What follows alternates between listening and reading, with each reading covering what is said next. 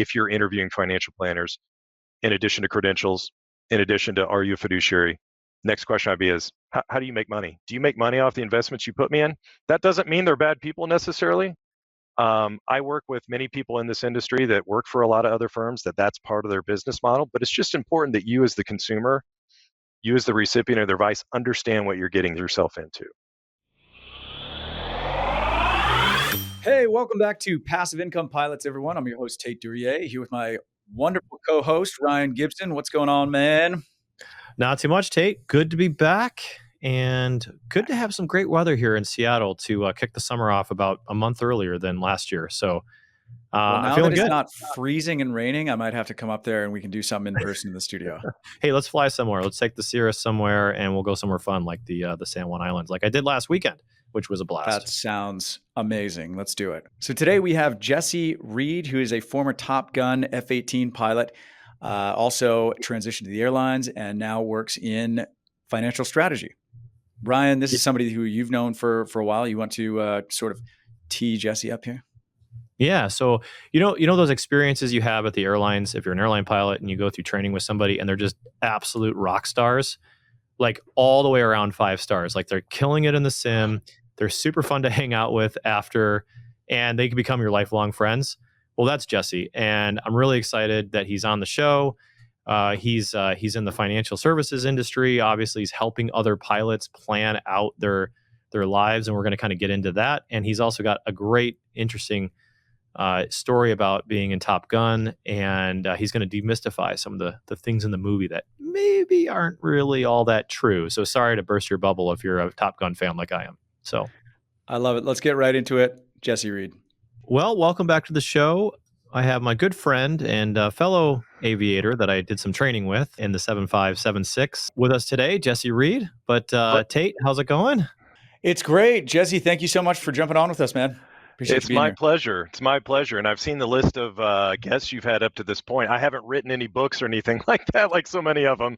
So I'm honored to be here with you guys. And Ryan, it's good to see you again, buddy. Yeah, and you have such a particularly interesting story, the perfect kind of story we love to share with our listeners in regards to being a military pilot. Thank you for your service, flying F-18s, being in Top Gun, and then making a move to the airlines, and then having a great financial background and a financial story. So we're really kind of just excited to jump in and talk about your service and some things that you learned and have experienced along the way. So why don't you go ahead and kick us off? Yeah, absolutely. And I, like you said, I'm definitely your guy that was in the airlines that had a plan B, and thank goodness I did. So I'm one of these born to fly kids, probably like a lot of people that are listening to this are. I mean, if you look at all the pictures of me as a kid, it's standing there with an airplane. So I definitely had a vision as a kid that I wanted to be up in the sky somehow. And long story short, I ended up in the Navy, graduated from the Naval Academy in 2002 with a degree in political science, poli-sci flies, they say at the Naval Academy. Nice. Yeah, and did pretty well in flight school. I started off in the Air Force side of it through a little joint program they had. So I started flying T-37 Tweets at Vance Air Force Base down in Enid, Oklahoma. Did pretty well there. Went on to Meridian, Mississippi, where I trained in the T-45, which is the primary tactical trainer for the Navy. And that's where you do your first time doing a carrier landing and get your first look behind the boat as a Navy pilot. Selected F-18s out of there, and then flew F-18s for most of my career. There was a little stint at a little place you guys might have heard of, Top Gun, in the middle there as part of my career. So I'll certainly talk about that. And then after I did my payback tour after Top Gun, ended up in the financial world and the airlines after that. We can break that down piece by piece if you'd like. Yeah. You pretty much live in every single boy's dream and girl's dream that wants to be an aviator. Yeah. I mean, you went to Top Gun. I mean, that's pretty cool. I mean, can we just get into that? I mean, that's it's crazy, man. Yeah, Maverick, airing, and it's just an awesome movie, and the visuals and all that stuff. So yeah, let's get into that. It was really fun to see that happen, and I kind of pinch myself sometimes because I mean I think it was 1986. I'm a 5 or 6 year old kid sitting in the movie theater watching that movie, and just I think that's my earliest memory of anything is watching that movie on the big screen and thinking, well, I'm going to do that. And so for years, I eventually kind of shut up about it in school, but I used to go around telling people, hey, I'm going to fly planes in the Navy someday. And of course, kids are mean in grade school and all that, and they would just laugh me out of the room. And so I kind of stopped saying that, but that was my vision. And then years later in 2009, so I'm progressing through my career here, and to be told I get a letter from the Navy that says, congratulations, you've been accepted to the Navy Fighter Weapons School, aka Top Gun. And to just kind of pinch myself and go, holy moly, I can't believe this all started with me watching that movie. As campy and as crazy and unrealistic as it is, it's still a fantastic inspiration. No, I can't quote the movie in this. If the bros find out that I quote the movie, I owe a fine to this day. I've heard stories of people getting a Venmo request for $20 if you quote the movie in your former time. Oh, that's amazing. So, well, tell us about, because I think even people that have flown F-18s, haven't been to Top Gun. They probably know more about it than all of us. But for us airline guys and gals who have never had the opportunity to serve, tell us about it. What's the actual experience like in real life? Well, first of all, no beach volleyball. No group showers? Yeah, no group. Yeah, you've got to wear cutoff jeans if you do any of that stuff. So that's the qualifier. No, actually, people ask me, hey, how was it in San Diego? And I remind them that, hey, actually in the mid-90s, the original location of Top Gun, where it all started back in the day and where that first movie was filmed, was moved from Miramar, California, out to the desert of Fallon, Nevada. Totally makes sense from a training perspective and needs of the Navy perspective. The training ranges out there are fantastic. It's where the second, more recent movie was filmed. But from a quality of life and sort of things to do perspective for a pilot, it's really nothing going on in that town. It literally is just out in the middle of nowhere, about 80 miles east of Reno, and is a small little town. So the San Diego beach volleyball days aren't even an option, even if you wanted to. So, right. Yeah, I get a lot of questions about that. When the movie came out last year, I'm involved in some charities here in the Kansas City area that have to do with veterans organizations, and I suddenly found myself. Normally, I'm a pretty discreet person. Found myself wearing a flight suit again and talking to crowds of people here in Kansas City in schools and things like that to educate them on what Top Gun is really like, and what the actual background is behind it. I hate to disappoint the people that are fans of the movie and listening, but it's much more studious than the movies make it out to be. A lot of time spent briefing, debriefing. Actually, very little time spent flying in the air compared to the other things you do at Top Gun. So that's the thing that I think is usually surprising to most people. But what they're trying to do there is make you a teacher. And it's interesting, that experience more than anything in aviation has helped me in my current job in the finance world, because I do a lot of education and teaching, and I kind of bring that heart of a teacher to what I do here. I always hated in aviation when somebody would tell you to do something and they wouldn't tell you the why behind it. They just go, press the I believe button, as we say as pilots, and just do it. And I always wanted to know why. And so I think that was one of the big things that applicable skills that I think I carry with me to this day from the Top Gun experience. God knows if I got an F-18 today, I'm years out of the cockpit. My beard's getting gray here now. I don't think I could go fight a jet like I used to. But well, Maverick did. He just picked right up in the right. It's been a minute. It's amazing. Minute, right? That guy's 20 years older than me and probably can jump higher than me and run faster than me. I need to get on the Scientology program, I think. So. Yeah. Well, I mean, do you guys? But what about dogfight football? I mean, they played that in Maverick. You guys didn't play dogfight football, offense and defense? That looks like fun, actually. Dogfight football, I think, with actual Type A fighter pilots would have turned into fistfight football pretty quickly. So. I bet it would. and especially because there probably would have been a lot of beer involved as well. So. That's excellent. Well, that's great. Well, what about your transition from the military into the airlines? Yeah, so that's a great question. So, I finished up my Top Gun instruction tour, and there's a variety of different ways you can instruct at Top Gun. You can stay up there at the schoolhouse and teach the incoming Top Gun classes, or you can go out and teach the fleet aviators that are out of there. I chose to do the latter and actually go teach the fleet aviators. So it was kind of interesting. Part of my experience doing that, I'd be talking in some cases and working with a brand new snot-nosed kids straight out of flight school, and work with him all the way up to admirals or captains that were returning from some Pentagon desk job in the fleet. And it was really fun to kind of teach all the different aspects of that. Ryan, probably kind of similar to going back to training with like a, one of those old dog captains, right? And oh yeah. So kind of had a real variety of experience in my instruction tour. After that, you owe the Navy about a 2-year tour that's called your training officer tour. For folks listening, when you watch the new Top Gun Maverick movie and they bring all those Top Gun folks back in the movie, they don't really say it in the movie, but those are essentially people that are in their training officer tour, which is your payback tour. That's where you go to another operational squadron, so you're no longer in shore duty, you're no longer in an instructional capacity. But you go to the squadron and you're the resident Top Gun expert that's entrusted with making sure that your air crew, all your squadron mates, are up to speed on the current Top Gun standardization, which is basically the correct way to do things, if you will. Make sure that they're following the tactical recommendations so you can have the best chance of success. But that was my final active duty tour in the Navy. During that time, I started doing like everyone else who was kind of making an exit plan from the military. I went and got my ATP. I'm kind of glad I did it when I did, because I think the standards have gotten more rigorous since then. I was one of those like 2-day wonders that took the gouge test. I think I knocked my written test out in about 25 minutes, maybe less, and then got my ATP out in Arizona. But I held off, and this is going to be a segue into my plan B and some of the personal stuff that affected me, and I think might affect a lot of your listeners out there, because let's face it, when you travel for a living, you don't have a normal 9-to-5 job.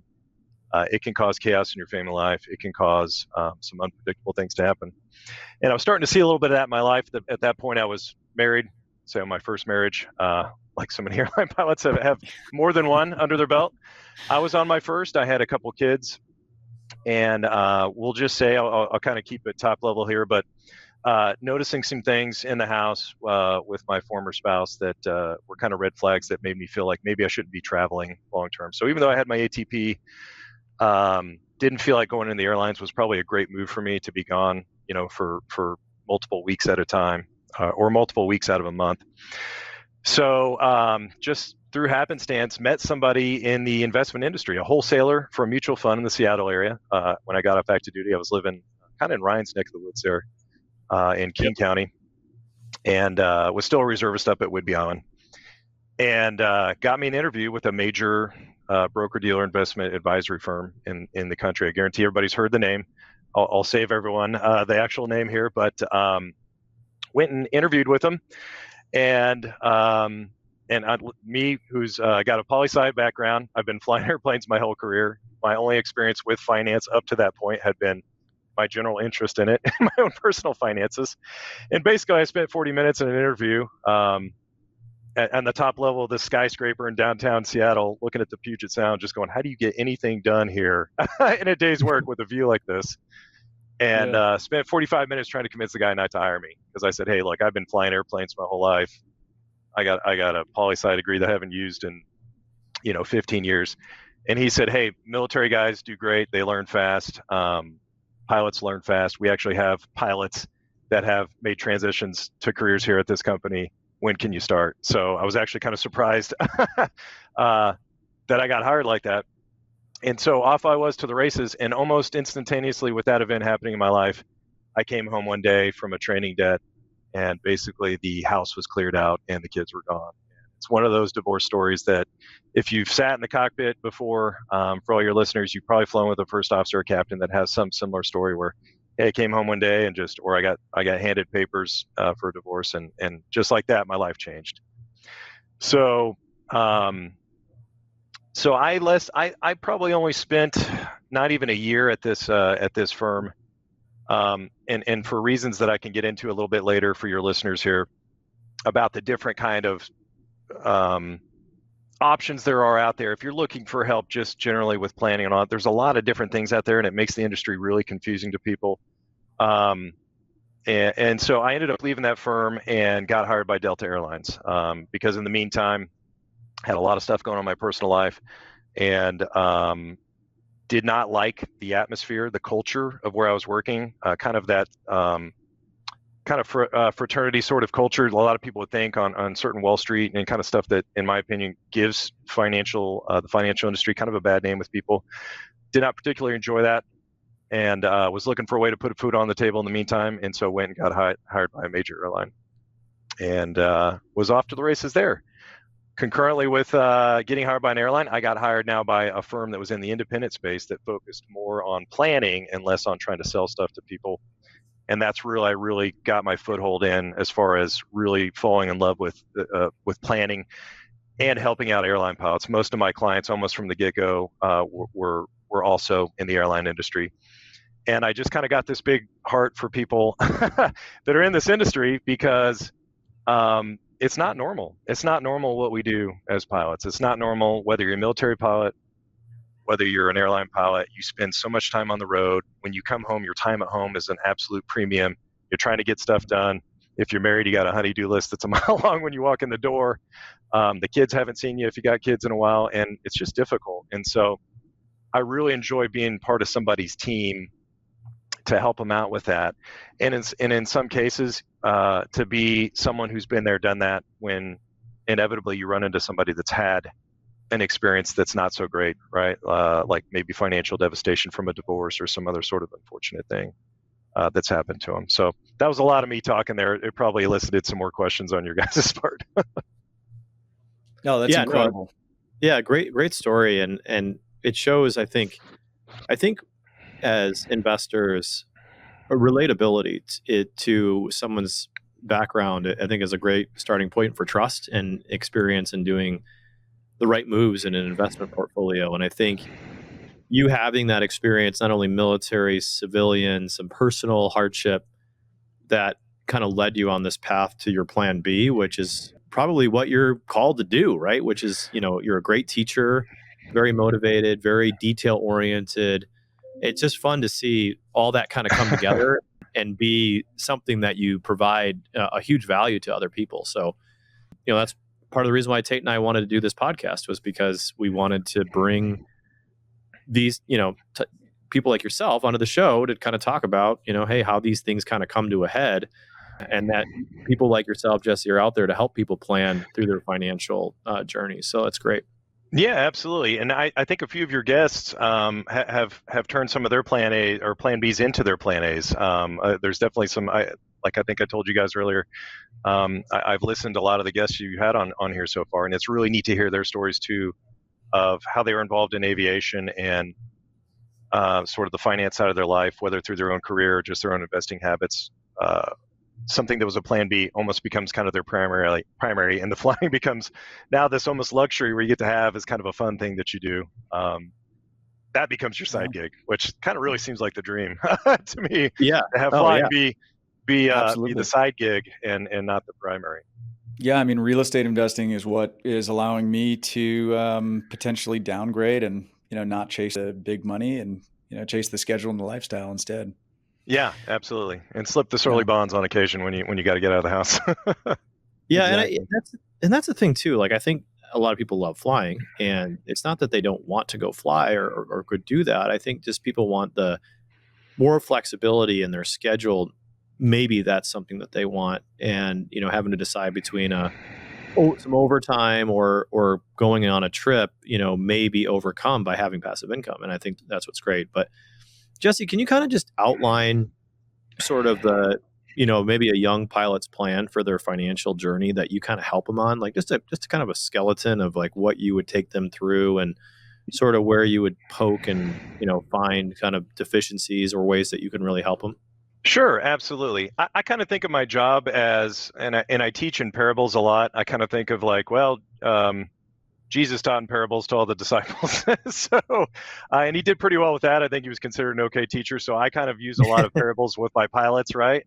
Or maybe if I'm talking even a non-pilot, I like to talk in analogies, like maybe I'll use a sports analogy for it. But I like to think of my job in the life of a pilot or any of my clients as sort of the captain, if you will, of the operation. And the way I'll describe that role to a pilot when I'm talking to him is I'll ask him, hey, do you know what the flight attendants do on the plane? And they go, of course, yeah, I know what they do. You know what the operations guy who sends in the weight and balance does? Yeah, I know what he does. You know what the gate agent does when they scan the tickets? Yeah.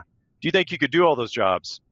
In some cases, you may fly with a guy who says, yeah, I could probably do those too. I go, is it make sense for you to do all those jobs? Well, no, we wouldn't be an efficient operation if we did that. So I kind of view myself as the quarterback of this team of all these other specialists. So if I'm the captain, or to use a football analogy, if I'm the quarterback on the team, well, I need a lot of other people on my team that have very specialized roles to help make, to get the plane pushed back, in the airplane analogy from the gate. And I think everybody in this industry, the aviation industry, knows there's a lot of other people that make that happen to get that plane pushed back from the gate and from pushback to block in, essentially. So same idea here, except now we're talking financial planning. So when I'm talking to a young pilot, what I do is I treat it like a flight plan. I flew with this guy once. This is a good story. I flew with this guy once, and you know how it is. You get on a trip, you're on day 2, maybe of a 3-day or 4-day. We're staring out the window. Your arms are crossed. You're looking at the terrain. And now at some point, we've talked about everything else in the world, from girls to vacation houses to where's the best place you've ever been, your favorite restaurant in Boston, et cetera, et cetera. Dog sniffing dogs is what I call it. Yeah, and then there you go. And then obviously we start talking about side gigs, or we start talking about, what else are you involved in? And then money. I don't think I was ever on a trip where money in some form or fashion did not come up. And at the time when I was still flying and doing this, I don't fly anymore. I do this primarily, but at the time when I was still flying and doing advising concurrently, this subject would come up, and it would kind of sit with whoever I was flying with. I was always a first officer, so I was always sitting with the captain, and they'd stare out the window and they'd kind of cross their arms and think for a little while, and then inevitably a question would come out like, oh, so how much do I need to retire? Or, what's my magic number? And I usually had a similar response to that, which was, I don't know, how much gas do we need in this jet to take off? And they kind of look at me and go, well, it depends, doesn't it? And I go, yeah, you're absolutely right. It depends, right? And so what my job is here is to help people figure out what's the end destination going to be. And we work backwards, just like a flight plan, to get you where you are on deck today, figure out what all the factors are going to play into in your particular life between now here at the point of origin to our destination. What kind of headwinds were we going to encounter, and kind of build it almost like a flight plan, working from backwards, if that makes sense. Yeah, that makes and of course sense. there's a lot that goes into that. Investments is the sexy thing that everyone loves to talk about in the financial planning world. It's what clients want to talk about. And what I really like about your podcast so far is you've had a lot of guests that are in these other spaces of areas in your life with a dollar sign that aren't just investment related. You had a gentleman, I want to say his name was Clint Coons. Was he on recently, Ryan? Yep. I was mowing the lawn listening to that podcast a few weeks ago. And I had it. I think my wife was looking out the window. I've since remarried, by the way. And my wife's looking out the window, and I was probably out there like pushing the lawnmower, and I was like nodding my head, and I was going like, amen. He was saying so many great things that have nothing to do really with it. I mean, there was a little bit of investment talking there, but talking about estate planning and all that. And I was just like, this guy is rock solid. I love what this guy's saying, because it was pointing out that there's so much more that goes into somebody's financial life than just what's in a portfolio. And that's really important that I educate people on that as well, because you can make all the money in the world, but if you don't have a plan for taxes, if you don't have a plan for efficient transfer of what you own to your future generations, or how you want to gift it, you just give it back to Uncle Sam, which I don't know about you, that usually makes me angry. And I worked for Uncle Sam for a number of years, so I can speak to how inefficient he is at times. That's right. Yep. And if you want to go back to that, it's episode 16. I'll just plug that. Yeah. With Clint, and he did a great job. Anderson Advisors. Yeah, they do a fantastic job, just tax and legal planning, and obviously we were appreciative to have them on the show. So yeah, no, good reference back, and good comparison. So yeah. So Jesse, your firm, Creative Planning, talk us through what that would look like. I mean, we've talked in the hyperbole of, the flight plan. What does that actually look like when you sit down with someone? What sort of factors are you asking questions on? What should people come to that meeting prepared with? Yeah, no, it's a great question. First things first, I just like to learn about what their life is like, right? Because ultimately what I'm doing is I'm not, especially when it comes to the investment side, we're not trying to just invest in a vacuum. We're trying to ultimately do what we all want to do. And the reason we all invest in the long run is we want to do things, right? We want to live out some certain financial goals in our lives, whether it's, have a comfortable retirement or, to live off of passive income and not have to worry about, working as long as maybe I have to. Maybe I don't want to work until I'm 65 years old in the airlines. Maybe I want to hang it up earlier. So just learn a little bit about their family, their situation, and ultimately try to tease out what are your goals? What do you actually want to do? Sometimes I talk to people and they just want to invest and they just want to sock money away and they just want rate of return and they want the most aggressive sort of thing to happen in their mind, but they don't have a why behind it. And so I tell people a lot of times, as financial advisors, we wear this number crunching hat, but more often I have this psychologist hat that I put on instead of the number crunching hat, because if somebody doesn't have a why behind what they're trying to do, I'm not afraid to tell them, hey, we might not be the right the right person for you to work with here. So part of that first meeting and introduction to somebody who's interested in working with our airline team here at Creative Planning is to figure out your why. What are your goals? From there, we go through a very intensive planning process. We walk them through a series of meetings to take that why that they told me when I first met them and start to put together a plan of action for them to achieve that why. What that might look like for someone here is in a first meeting, we'll create an actual financial plan, that sort of backwards working flight plan that I described earlier, where we assign dollar amounts to all these different goals in their lives. And you guys know as well as I do, pilots, have a lot of goals outside of just retirement. We have our toys, right? I've talked to a lot of pilots that, hey, I want to have that second house in Destin or Daytona Beach, Florida. I want to buy that airplane and have that hangar. That's got a cost associated with it. And of course, retirement is the number one goal that especially airline pilots, you got to consider at some point if flying is your main thing, because the government and you just physically can't do it compared to other careers where you can maybe work a couple extra years. If you're an airline pilot for a major airline right now, as it stands, 65 years old, you're out. That's it. So unless you can go get some other gig after that, that's kind of the end of your work career. So we take all those financial goals that they tell us, that a client would tell us, assign them dollar values, and we work backwards to where they are now to kind of figure out, okay, what do you have now? What's your savings rate? What is the airline dumping into your 401k in the form of non-elected contributions? Do you have an airline that has some sort of pension benefit? Do you have some sort of benefit from your military career? What other kind of income sources do you have from your passive income portfolio? We have a lot of clients that come here and they own real estate, whether they're doing the slumlord thing, just renting out their old house that they used to have that's now an investment property, or they have multiple properties or ownership in like a syndication, something like that. We apply those income sources to their retirement objective as well as their other objectives and come up with hey, here you are today. Here's what you need to do from point A to point B to have a reasonable assurance of success. Typically after that meeting, we'll reconvene, and that's where the subject matter experts on our team, the other members of the flight team that make the flight happen. So in my case, instead of having, gate agents and flight attendants, or, an operations guy that's sending numbers, I've got an estate planning attorney on my team. I've got a CPA on my team. I've got folks that are from the life insurance industry, the Medicare industry, all these people that come from these different walks of life out there that were in these separate industries that now work here at Creative Planning to give that specialized advice when I need to call in an expert. So I can speak very intelligently about estate planning, but I'm not an attorney.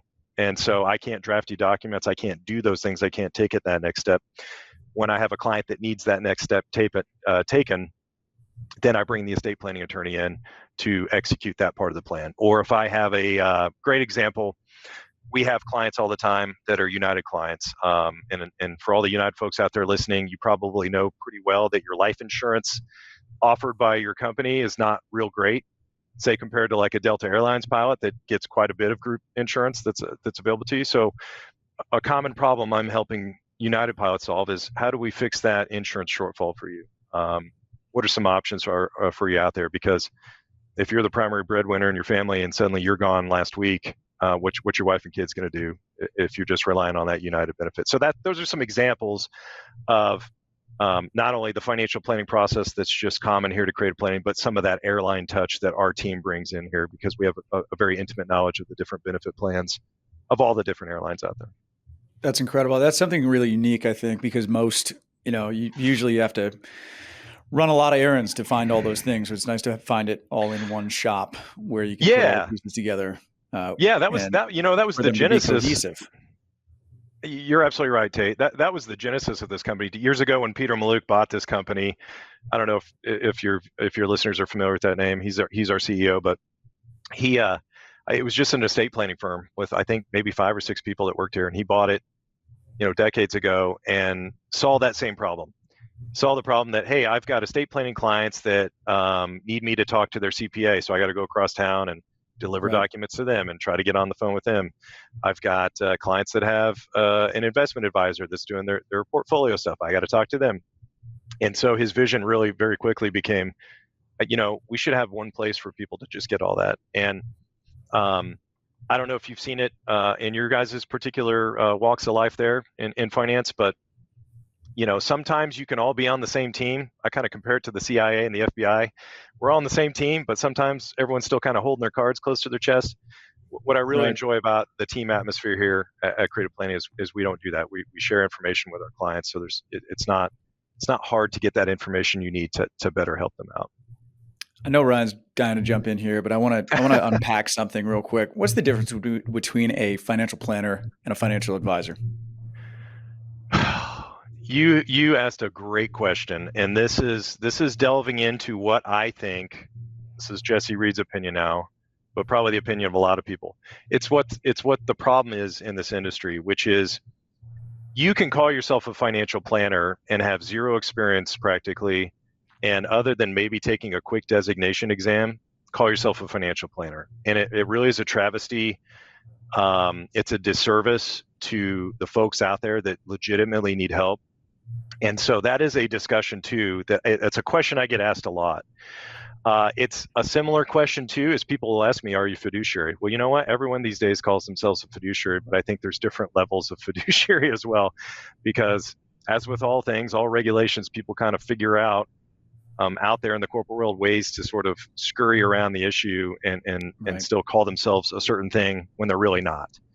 A lot of financial planners out there are really salespeople in disguise.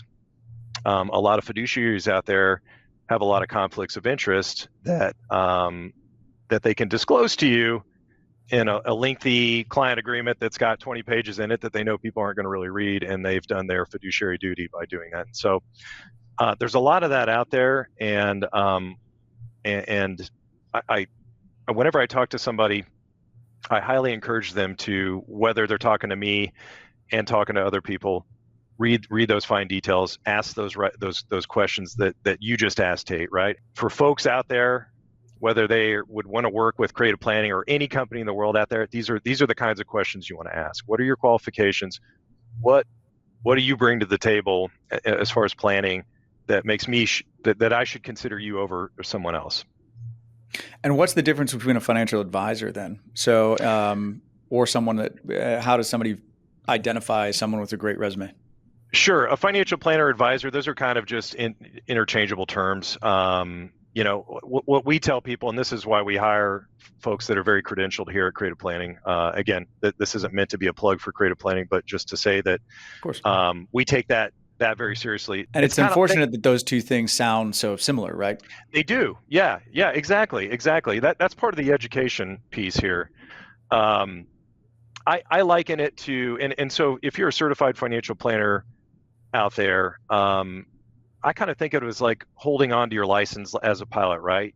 The company may put you in a position to jeopardize your license as a pilot. And so it's up to you to maintain, yourself within scheduling regulations, FAA regulations, all the things that could happen that could cause you to have the FAA start poking around. CFPs have that same responsibility. So you could go work for a company as a CFP, and if you're working for a company that we'll just say, maybe has some shady practices, you're putting your own credentials on the line. So you'll typically, what I tell people is whether you work with me or you work with some other company, I highly encourage you to look at the credentials of the people that you're working with, because that does mean something. What exactly should they be looking for? Well, I'm going to give you again what I think they should be looking for. Yeah, of course. And it can be an opinion. Yeah. If I'm looking for someone, if I'm going to give a recommendation for someone out there to go get a financial plan or someone to help them out with their overall holistic financial situation, you're going to want to you're going to want to work with a fiduciary. The fiduciary standard means they put your best interest first. Now, I just said a second ago that there's a lot of people that kind of wiggle around that fiduciary. So you want to follow up. Fiduciary should kind of be the first question you ask. The second question is, okay, how do you get compensated, and what kind of conflicts of interest should I be aware of? And if you outright ask that question to somebody, they owe you an answer. The way that we deal with that here is we remove the conflicts of interest here at Creative Planning. So we don't sell anything here. You will find there's a lot of CFPs out there, there's a lot of fiduciaries out there, there's a lot of firms out there in the planning business that make money off of what they put in your portfolio. And it's not always incredibly transparent to people for that. So that is how we approach it here. We really try to make ourselves a fiduciary in the truest sense, in that, hey, it doesn't matter to me from my bottom line, me putting food on my table, what kind of investments you have in your portfolio, because I don't make money off those. I'm going to do what I think's in your best interest and recommend to you what I think's in your best interest. And it doesn't matter to me if it's this kind of fund or that kind of fund necessarily. It matters to me that it's working for you in your best interest. And so that is a thing that I would encourage people to ask as well. If you're interviewing financial planners, in addition to credentials, in addition to are you a fiduciary, next question I'd be is, how do you make money? Do you make money off the investments you put me in? That doesn't mean they're bad people necessarily. I work with many people in this industry that work for a lot of other firms that's part of their business model, but it's just important that you as the consumer, you as the recipient of their advice, understand what you're getting yourself into. I love it. Well, that's information that we can use. So that's what we're always trying to get to on this show, right? Is how can we better understand this and be better equipped when we're out there in the marketplace? I have a question for you guys. So obviously you both are involved in finance and primarily in the real estate. What do you feel like your actual understanding is? Do you feel like even folks in the financial industry have sort of a lack of knowledge in this area? And it's an honest, curiosity question. Yeah, I love this conversation. Yeah, I love this. This is great. Thank you for asking that question. That's a great question. Big time. Ryan, I'll let you take that. Yeah, so I think that good financial advisors, planners, whatever you want to call whatever we call the distinction, doesn't matter. Anybody who's helping anybody put together a comprehensive plan, I think to your point, should understand the individual's goals, objectives, and kind of where they sit on everything. So I think that's important. And then I think as you scale net worth and as you scale risk tolerance or transition into wealth preservation, I think that the understanding of having, hard assets like real estate comprise some of your allocation is really important. And I think savvy financial planners, advisors, whatever, who understand that are valuable, because if you think about like the 60-40, adage, right? 60% stocks, 40% bonds, like that's like even the most institutional savvy investors know that is a dead like strategy. I mean, it's a good strategy. It's not a dead strategy. I shouldn't say it's a dead strategy, but it's pretty dead. It had a bad year last year. We'll put it that way. Yeah. But, it's kind of like people listen to this show or listen to other podcasts or hear about these syndications or real estate allocations. And it's like they're hearing about it for the first time and they're like skeptical, right? And it's sure. This has been going on for 100 years. I mean, people invest in hard assets. I think what's different now is that the availability has become more widespread and there's been more allocation to this space, especially in light of, earning out 20, 30% annual returns over the past, 5-10 years. And people are going, wow, this is pretty cool. And I think a good financial strategist will help that investor understand that you really have to be a good investor you have to have a good investor mindset to understand what you're doing, because these are illiquid investments. They have a great hedge against inflation. They don't move very fast. The market moves very fast, right? When you have a Yeah. stock that moves up and down, it's moving very fast. But real estate, I mean, I'll never forget COVID hit, and it's like COVID hit and the stock market cratered a little bit when COVID onset of the pandemic, when no one really knew what was going on. But none of my properties lost much occupancy, if at all. Yeah. Right. So there was no real immediate impact. There was no kind of ebb and flow. So having these types of hard assets in a portfolio should make up a composition. And I think a good financial advisor or planner or strategist or whatever their title is understands that is the allocation, but also can educate their clients as to the risks of those investments. So Yeah, and we would agree here that real estate is absolutely vital part of a portfolio. And we get into this term that I have heard in your podcast in the past, for those that maybe haven't heard it in some of the previous episodes. I'm trying to remember the gentleman who talked about it, but talked about uncorrelated assets, right? So, you guys would probably agree with me that if all your real estate assets were tied up in the exact same thing, and you had a huge portion of your net worth tied up in one single part of the real estate market, that probably wouldn't be the wisest thing to do in the world. So uncorrelation, meaning, for those that are listening out there, meaning that the performance or the movement of one particular asset in your portfolio is uncorrelated to the movement of another. So, Ryan, you're talking like what the stock market did during COVID, right? Took a the stock market's kind of like a roller coaster during COVID, right? Up and down in the short term. And real estate didn't move as quickly. Those are two uncorrelated assets in this case, right? Meaning that, hey, they're not reliant on each other. Whereas, if you take one S&P, to use a very simplistic example that I use a lot when I'm talking tax loss harvesting, for instance, with clients, is I'll say, hey, if I have an S&P 500 ETF from this one company and a large cap ETF from this other company, doesn't matter which one's in your portfolio, they're equally correlated. They're going to move exactly the same. If you look at a graph of them, over time, it's going to look like they're flying formation off each other of the two graphs. They'll basically be superimposed over each other. So I think that's a really key concept when it comes to your portfolios, whether it's heavy on real estate, lighter on real estate, heavy on stocks, heavy on whatever, that you have diversification built in there. You got to have that uncorrelation between assets. You can't put all your eggs necessarily in just one basket. So that's a great point, Ryan. Yeah, and I love that you asked that question, because so often, like I used to have a financial planner or whatever the title was. Sorry. Confusing. It's confusing. I know, it's very confusing. And like I brought up the fact that, like, hey, I want to have real estate in my portfolio, and I didn't really get a great response. Like, sure, like, I can't. And so, like, when I hear that stuff, I get turned off, because it's like, okay, you just want me to do what you want to do, which is the things that you're going to fee and get income off of, or worse, you don't really understand what's out there, and you don't have this wide breadth of knowledge of where to go invest. Yeah. And so when I hear that, I'm like, oh yeah, I don't really do that, or that's risky, or sure, it's like, no, like big money and smart money is doing it. So give me a path, like connect me with operators that have good deals, that have track record and trust and things like that I can go invest with. And that's what a lot of really these niche-y shops like creative planning like have. And I think, yeah.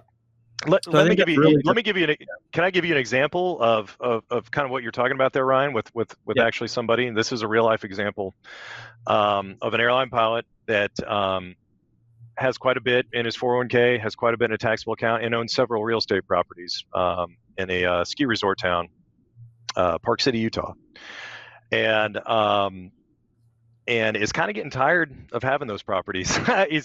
He likes the real estate. He likes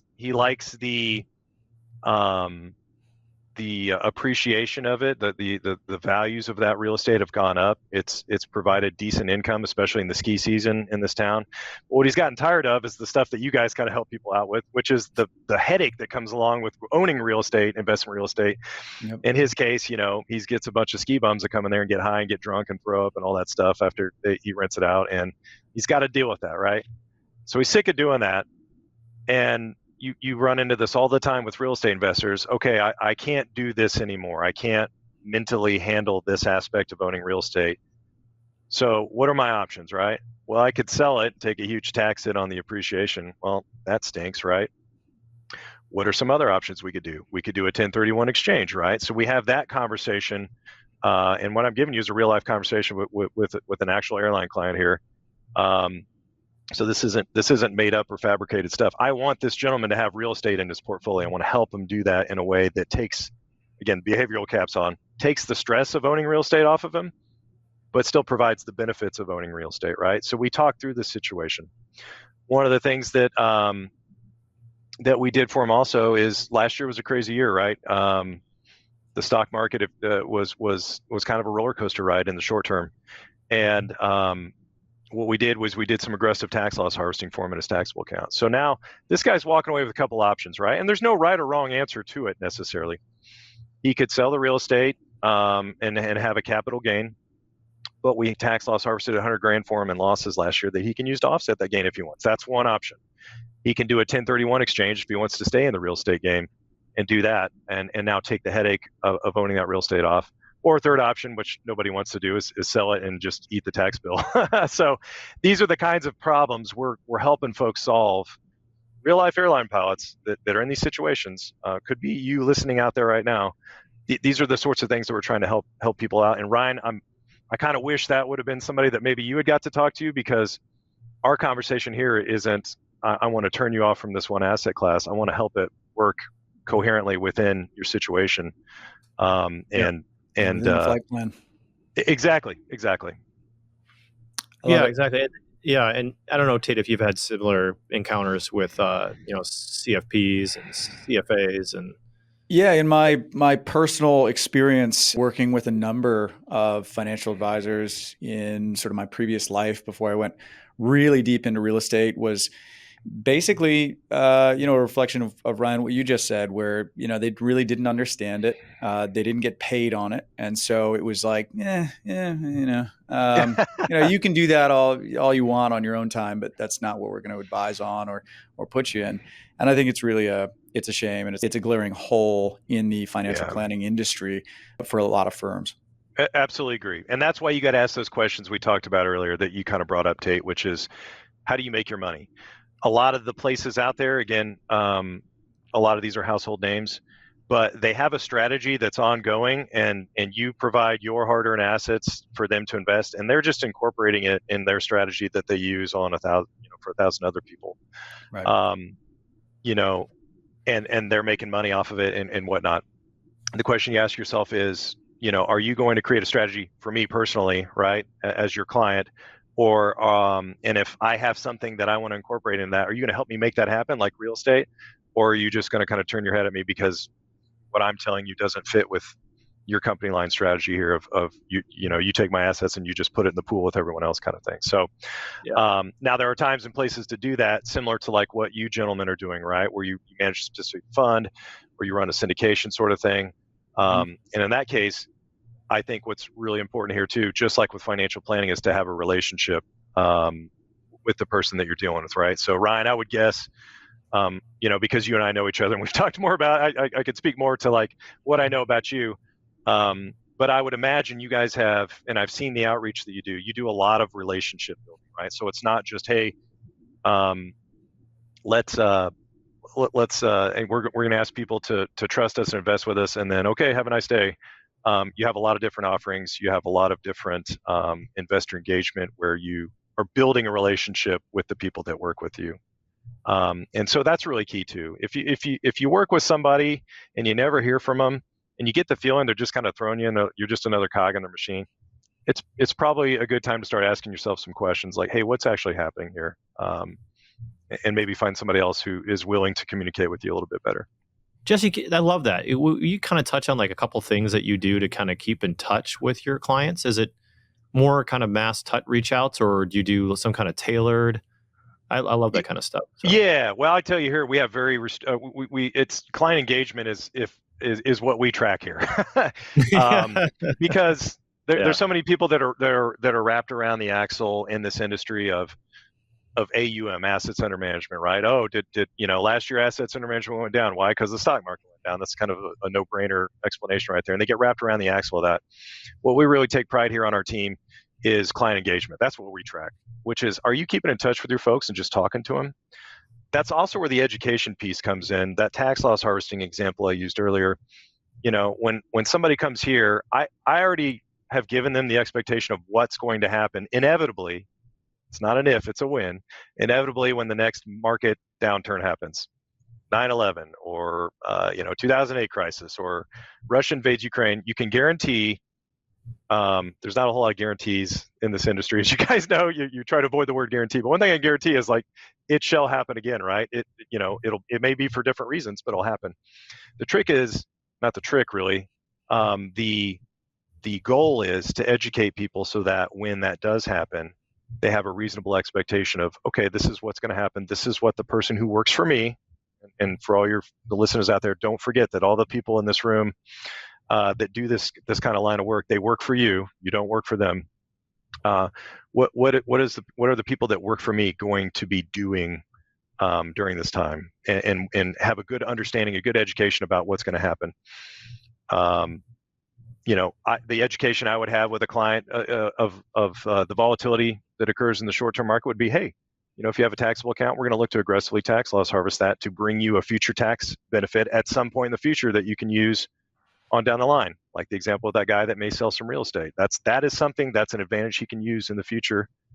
Or if he has a big taxable account someday, he can just live off of that and offset the tax bill for the rest of his life if he's done a good job, basically accumulating losses that carry forward. So, and I know we're kind of going down this rabbit hole now, but I think you guys are asking all the right questions, which is, you want to know